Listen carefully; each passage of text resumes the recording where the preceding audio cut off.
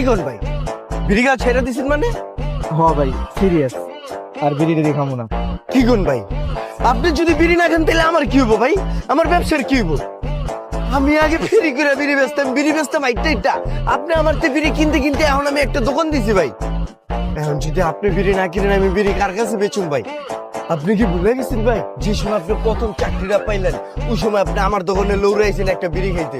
যে সময় চাকরিটা গেল গা ওই সময় আমার তো একটা বিড়ি খাইছেন। আপনি যে আউট পেতেছেন বিড়ি খাওয়া ছেড়ে দেবেন, আপনি কি আমার কথা একবার ভাবেন না ভাই?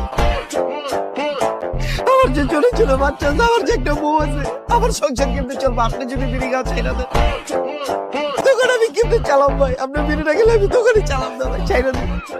কইছে ভাই থামেন থামেন, ওরা এক প্যাকেট বিড়ি দেন, টাকা আমি দিতেছি। কোনটা খাও তুমি বিড়ি? এটাই।